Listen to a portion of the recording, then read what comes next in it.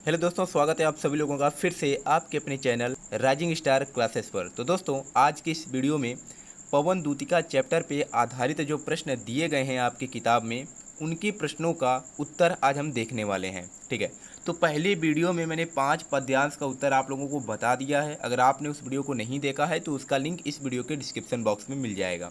ठीक है, तो उसके आगे के जो पद्यांश दिए गए हैं, उनकी पद्यांश पर जो आधारित प्रश्न पूछा गया है, उनके प्रश्नों का उत्तर हम देने वाले हैं। ठीक है, तो अगला पद्यांश है कि सांचे ढाला सकल वपु है दिव्य सौंदर्यशाली, सत पुष्पों सी सुरभि उसकी प्राण संपोषिका है, दोनों कंधे वृषभ वर्षे हैं बड़े ही सजीले, लंबी बाहें कलभ करसी शक्ति की पेटिका है, राजाओं सा सिर पर लसा दिव्य आपीड़ होगा, शोभा होगी उभय श्रुति में स्वर्ण के कुंडलों की, नाना रत्ना कलित भुज में केयूर होंगे, मोती माला लसित उनका कंबुसा कंठ होगा। ठीक है, तो ये पद्यांश दिया गया है, तो आपको इसका उत्तर कैसे लिखना है। ठीक है, तो जैसे पहला क्वेश्चन पूछा है, उपर्युक्त पद्यांश के कवि एवं कविता का नाम। तो अगर आपके पेपर में यही पद्यांश आ जाता है तो सबसे पहले आपको क्या करना है, उस पद्यांश के शुरू के 2 शब्द लिख लेना है और लास्ट के 2 शब्द लिख देना है। ठीक है, तो शुरू में क्या हो जाएगा, सांचे ढाला डैश डैश डैश कंठ होगा। ठीक है, तो ऐसे आपको पहले हेडिंग डाल देना है। अब पहला प्रश्न था कि कवि का नाम और कविता का नाम क्या है, तो कवि का नाम क्या हो जाएगा, अयोध्या सिंह उपाध्याय हरिऔध जी हैं, और कविता का नाम यानी ये जो श्लोक है इस चैप्टर का क्या नाम है, तो पवन दूतिका चैप्टर है। तो ये पहले का उत्तर हो जाएगा। दूसरा क्वेश्चन पूछा गया है कि रेखांकित अंश की व्याख्या कीजिए। तो कहाँ तक हमें व्याख्या करना है, तो शोभा होगी उभय श्रुति में स्वर्ण के कुंडलों की, नाना रत्नाकलित भुज में केयूर होंगे, मोती माला लसित उनका कंबुसा कंठ होगा। ठीक है, तो इसका हमें क्या करना है, व्याख्या करना है। तो क्या हो जाएगा इसका व्याख्या, तो लिखेंगे रेखांकित अंश की व्याख्या। श्री कृष्ण के दोनों कान मनोहर स्वर्ण कुंडली से सुशोभित होंगे, वे अपनी दोनों भुजाओं में रत्न जड़ित भुजबंद धारण किए हुए होंगे, शंख जैसी सुंदर और सुडौल दिखने वाली उनकी गर्दन में मोतियों की माला होगी। ठीक है, तो ये क्या है, रेखांकित अंश की व्याख्या है। तो इतना लिख देंगे तो आपको 2 अंक दे दिया जाएगा। तीसरा प्रश्न है कि नायिका ने कृष्ण की क्या क्या विशेषताएं बताई हैं। तो नायिका यानी कि राधा ने पवन से श्री कृष्ण की शोभा का गुणगान करती हुई कहती हैं कि उनका संपूर्ण शरीर सांचे में ढला हुआ है, उनके शरीर से निकलने वाली सुगंधित पुष्पों के सदृश सुगंध प्राणों का पोषण करने वाली हैं, उनके कंधे उत्तम कोटि के बैलों के कंधे के जैसे प्रतीत होते हैं, उनकी भुजाएं अधिक शक्तिशाली हैं, उनके मस्तक पर राजाओं के समान अपूर्व सौंदर्य से युक्त मुकुट विराजमान होगा, उनके दोनों कान मनोहर स्वर्ण कुंडली से सुशोभित होंगे, वे अपनी दोनों भुजाओं में रत्न जड़ित भुजबंद धारण किए हुए होंगे, शंख जैसी सुंदर और सुडौल दिखने वाली उनकी गर्दन में मोतियों की माला होगी। तो इतनी विशेषताएं राधा ने पवन से बताई है, तो पूरा आपको लिख देना है। ठीक है, क्योंकि विशेषताएं में ही ये सब आएगा, तो जितना दिया गया है श्लोक के अंदर सबको लिख देना है। चौथा क्वेश्चन है कि प्रस्तुत पद्यावतरण में नायिका ने किसे प्राण पोषिका के समान बताया है। तो इस पद्यांश में नायिका ने सुगंधित पुष्पों के सदृश सुगंध को प्राण पोषिका के समान बताया है। ठीक है, किसको बताया है, तो सुगंधित पुष्पों के सदृश सुगंध को प्राण पोषिका के समान बताया गया है। पांचवा प्रश्न पूछा गया है कि इसमें कौन सा छंद है, यानी प्रस्तुत कविता में किस छंद का उल्लेख किया गया है। तो प्रस्तुत कविता में मंदाक्रांता छंद का उल्लेख किया गया। ठीक है, किस छंद का, मंदाक्रांता छंद का। तो ये 5 प्रश्न पूछा गया था पद्यांश पर आधारित। अब उसके बाद का जो पद्यांश है वह क्या है कि नीले फूले कमल दल सी गात की श्यामता है, पीला प्यारा वसन कटी में पहनते हैं फवीला, छूटी काली अलक मुख की कांति को है बढ़ाती, सदस्त्रों में नवल तन की फूटती सी प्रभा है, सांचे ढाला सकल वपु है दिव्य सौंदर्यशाली, सत पुष्पों सी सुरभि उसकी प्राण संपोषिका है, दोनों कंधे वृषभ वर्षे हैं बड़े ही सजीले, लंबी बाहें कलभ करसी शक्ति की पेटिका है। ठीक है, तो इसमें 2 पद्यांश शामिल किया गया है और दोनों को मिला करके क्वेश्चन पूछा गया है। ठीक है, पहला प्रश्न है कि राधा पवन से श्री कृष्ण को पहचानने का क्या उपाय बताती हैं। तो इसमें आप लोग को क्या लिखना है कि राधा पवन से कहती हैं कि कृष्ण का शरीर नीले खिले हुए कमल के समूह के सदृश सांवला और मनोरम है। वे कमर पर पीतांबर अर्थात पीला वस्त्र पहनते हैं। उनके बालों से लटकी एक लट उनके मुख की शोभा और बढ़ा देती है। सुंदर वस्त्र धारण किए हुए कृष्ण के सौम्य शरीर से प्रकाश की किरणें निकलती रहती हैं। ठीक है, तो इतना आपको क्या करना है, पहले क्वेश्चन में लिख देना है।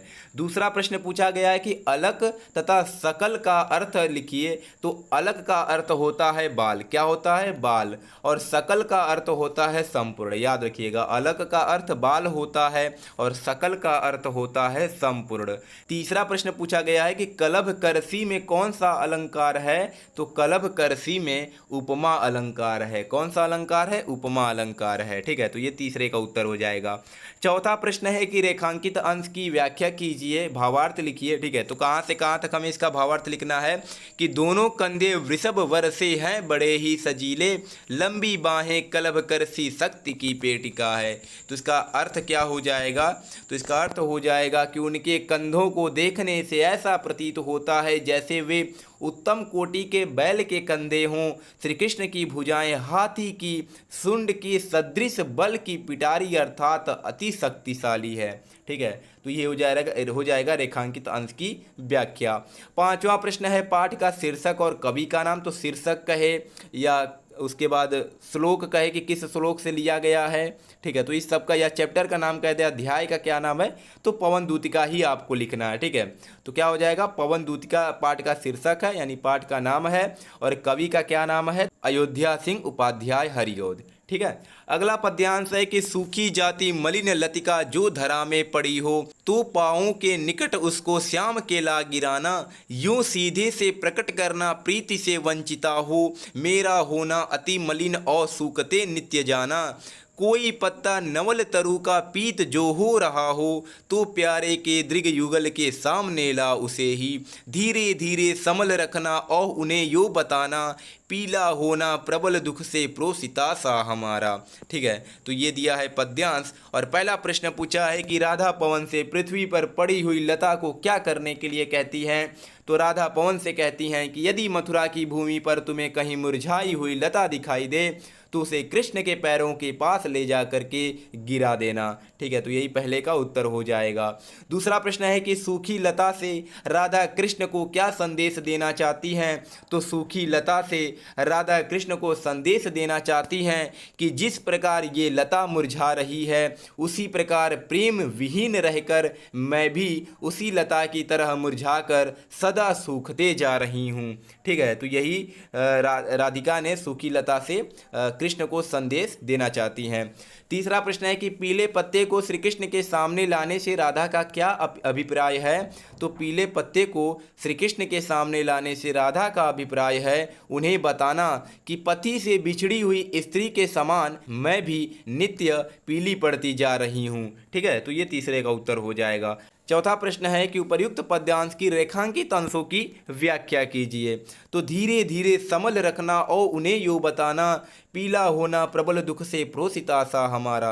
तो इस दो लाइन का हमें व्याख्या करना है। तो क्या लिखना है कि राधा पवन से कहती हैं कि पीले पड़ गए पत्ते को हमारे प्रियतम की आंखों के आगे उसे धीरे से रख देना और उन्हें बताना कि पति से बिछड़ी हुई स्त्री के समान मैं भी नित्य पीली पड़ती जा रही हूँ।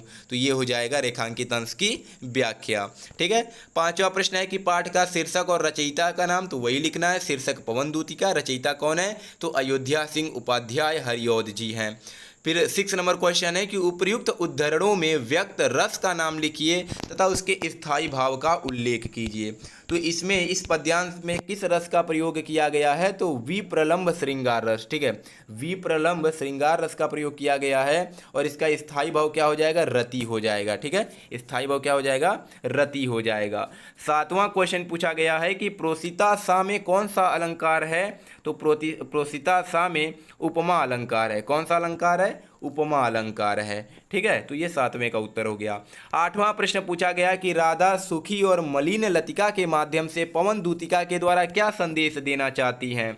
तो राधा सूखी और मलिन लतिका के माध्यम से पवन दूतिका के द्वारा यह संदेश देना चाहती हैं कि जिस प्रकार वे लता मुरझा रही हैं उसी प्रकार प्रेम विहीन रहकर मैं भी सदा सूखते जा रही हूँ। ठीक है, मैं भी उसी लता की तरह मुरझाकर सदा सूखते जा रही हूँ। तो उस पद्यांश पर आधारित 8 क्वेश्चन पूछा गया था, लेकिन आपके पेपर में केवल 5 प्रश्न पूछे जाएंगे, वो प्रैक्टिस के लिए दे दिया गया है। उसके बाद पद्यांश दिया गया है कि मेरे प्यारे नव जलद से कंज से नेत्र वाले, जाके आए न मधुवन से और न भेजा संदेशा, मैं रो रो के प्रिय विरह से बावली हो रही हूँ, जाके मेरी सब दुख कथा श्याम को तू सुना दे। पहला प्रश्न है कि राधा किसके द्वारा कृष्ण को संदेश भिजवाती हैं, तो पवन के द्वारा श्री कृष्ण को संदेश भिजवाती हैं। दूसरा प्रश्न है कि कृष्ण का सौंदर्य कैसा है, उल्लेख कीजिए। तो कृष्ण का सौंदर्य नवीन बादल से शोभायमान एवं कमल के समान सुंदर नेत्रों वाला है। ठीक है, तो ऐसा ही सौंदर्य है श्री कृष्ण का। रेखांकित अंश की व्याख्या कीजिए। मेरे प्यारे नव जलद से कंज से नेत्र वाले, जाके आए न मधुबन से और न भेजा संदेशा, इसका हमें व्याख्या करना है। तो क्या लिखना है आप लोगों को कि राधा पवन से कहती हैं कि नवीन बादल से शोभायमान एवं कमल के समान सुंदर नेत्रों वाले मेरे प्रियतम कृष्ण ब्रज के इस वन को छोड़कर जाने के बाद फिर यहाँ नहीं आए और न तो उन्होंने मेरे लिए कोई संदेश ही भेजा। ठीक है, तो ये हो जाएगा रेखांकित अंश की व्याख्या। अगला क्वेश्चन है कि राधा की मनोदशा का वर्णन कीजिए। तो राधा की मनोदशा अत्यंत दयनीय हो गई है और रोते रोते बावली के समान दुखी हो रही हैं। ठीक है, तो ऐसी इनकी मनोदशा हो गई है। पांचवा प्रश्न है कि उपर्युक्त पद्यांश का शीर्षक और कवि का नाम, तो वही लिखना है शीर्षक। तो शीर्षक क्या हो जाएगा, पवन दूतिका, और कवि का नाम अयोध्या सिंह उपाध्याय हरिऔध जी हैं। ठीक है, अब जो अंतिम पद्यांश दिया गया है आपके किताब में, ठीक है, कि जाते जाते अगर पथ में क्लांत कोई दिखावे, तो जाके सन्निकट उसकी क्लांतियों को मिटाना, धीरे धीरे परस करके गात उत्ताप खोना, सदगंधों से श्रमित जन को हर्षितों सा बनाना।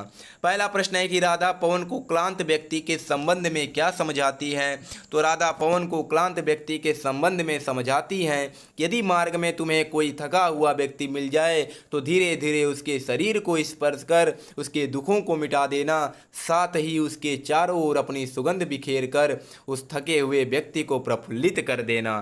ठीक है, दूसरा प्रश्न है कि राधा ने पवन को पथिक महिला के साथ कैसा व्यवहार करने के लिए निर्देश दिया। तो राधा ने पवन को पथिक महिला के साथ व्यवहार करने के लिए निर्देश देती है कि यदि तुझे मार्ग में पथिक महिला दिख जाए तो तुम उसके शरीर को स्पर्श कर उसके दुख संताप को मिटा देना, साथ ही उसके चारों ओर अपनी सुगंध बिखेर कर उस थके हुए व्यक्ति को प्रफुल्लित कर देना।